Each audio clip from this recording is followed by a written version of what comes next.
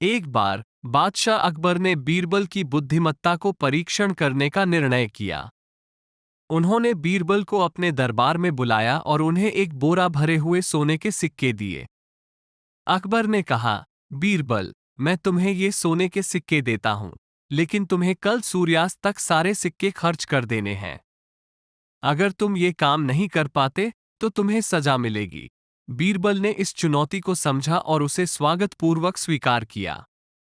बीरबल वो सोने के सिक्के लेकर दरबार से निकल गए, सोने के सिक्कों को कैसे खर्च किया जाए इसके बारे में सोचते हुए।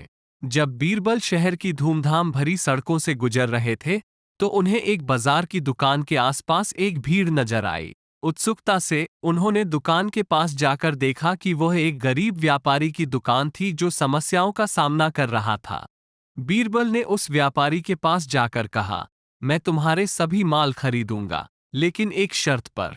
तुम्हें वादा करना होगा कि कल मुझे उसे वापस दोगे, जैसा कि वह अभी है। व्यापारी हैरान था, लेकिन उसने बीरबल की शर्त स्वीकार की। बीरबल ने उस व्यापारी से सभी माल को खरीद लिया। सोने के सिक्कों का एक बड़ा हिस्सा इसमें खर्च किया। अब बाकी के सोने के सिक्कों से बीरबल ने राजगद्दी की रसोई में एक भव्य भोजन बनवाया।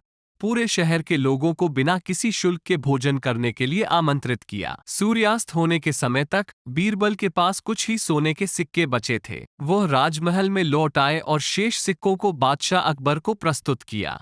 अकबर बीरबल के बुद्धिमत्ता से प्रभावित हो गए और पूछा कि उन्होंने सोने के सिक्के कैसे खर्च किए। बीरबल ने अपने कार्यों की व्याख्या की, अपनी समझदारी और लोगों के प्रति अद्भुत दया को दिखाते हुए।